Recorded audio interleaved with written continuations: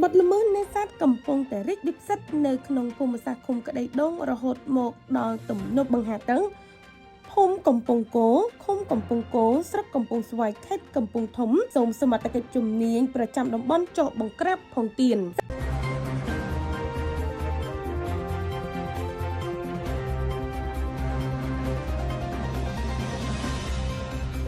សកម្មភាពបទល្មើសនេសាទកើតឡើងយ៉ាងពេញបន្ទប់ទាំងយប់ទាំងថ្ងៃនៅក្នុងឃុំក្តីដងស្រុកកំពង់ស្វាយបទល្មើសនេសាទនេះចាប់ផ្ដើមនៅវេលាម៉ោង 7:08 យប់ថ្ងៃទី 2 ខែធ្នូឆ្នាំ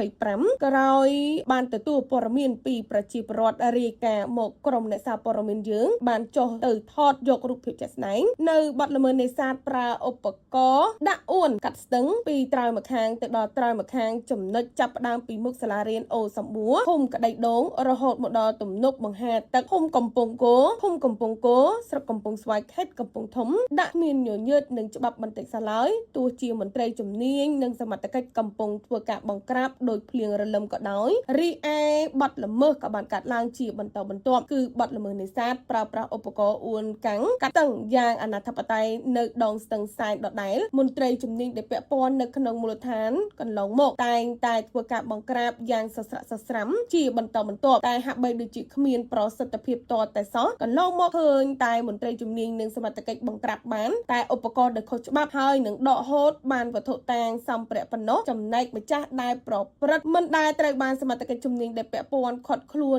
មកពិន័យជាអន្តរការតាមច្បាប់ស្ដីពីជលផលឬធ្វើកិច្ចសញ្ញាអ្វីនោះទេហេតុដូចនេះហើយទើបធ្វើឲ្យអ្នកប្រព្រឹត្តបទល្មើសនេសាទខុសច្បាប់ទាំងនោះនៅតែបន្តការលួចរករបរនេសាទដែលខុសច្បាប់ដ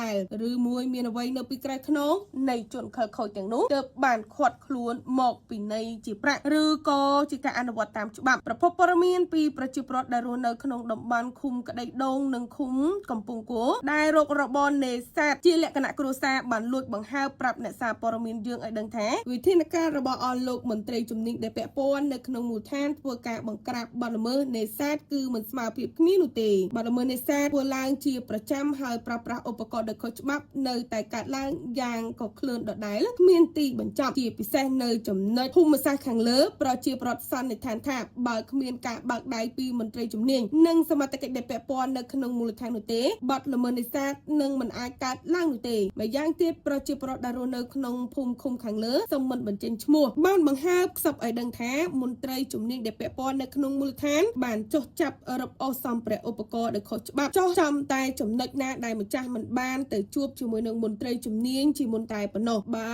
ពួកអ្នកដែលប្រព្រឹត្តបទល្មើសគេបានទៅជួបហើយគឺរួចខ្លួននេះសូមបញ្ជាក់ឲ្យដឹងថាមន្ត្រីជំនាញចុះអនុវត្តកន្លងមកគឺមិនមែនតែអនុវត្តតាមច្បាប់នោះទេគឺអនុវត្តតាមការណាត់ជួបជាមុនបើមិនដូច្នោះជនខិលខូចច្បាស់ជាគ្មានឱកាសដាក់អួនឡើយហើយបើដាក់ក៏មិនរួចខ្លួនដែរប្រជាពលរដ្ឋស្នើសុំដល់មន្ត្រីជំនាញដែលពាក់ព័ន្ធបង្ក្រាបឲ្យបានស្មើភាពគ្នាប្រជាពលរដ្ឋរស់នៅក្នុងភូមិឃុំខាងលើក៏សូមអំពាវនាវទៅដល់ឯកឧត្តមអ៊ួនធីរ៉នអភិបាលខេត្តកំពង់ធំលោកប៉ែនសុវណ្ណរិទ្ធនិងលោកចិនសិដ្ឋានាយខណ្ឌរដ្ឋបាលជលផលជាពិសេសឯកឧត្តមឧត្តមសេនីយ៍តូសំសុនមេបញ្ជាការតំបន់ប្រតិបត្តិការសឹករងអនុប្រធានអចិន្ត្រៃយ៍នៃគណៈកម្មាធិការការពារនិងទប់ស្កាត់បង្ក្រាបបទល្មើសធនធានធម្មជាតិខេត្តកំពង់ធំមេត្តាជួយមានវិធានការនិងទប់ស្កាត់បទល្មើសនេសាទប្រកបដោយប្រសិទ្ធភាពដោយក្តីអនុគ្រោះផងទៀតអ្នកសារព័ត៌មានយើងធ្វើការផ្សព្វផ្សាយនេះក្នុងគោលបំណងចូលរួមថែរក្សាការពារអភិរក្សធនធានមច្ឆជាតិឲ្យបានគង់វង្សថិតថេរជានិរន្តរ៍សម្រាប់កូនខ្មែរជំនាន់ក្រោយអាស្រ័យដូចនេះ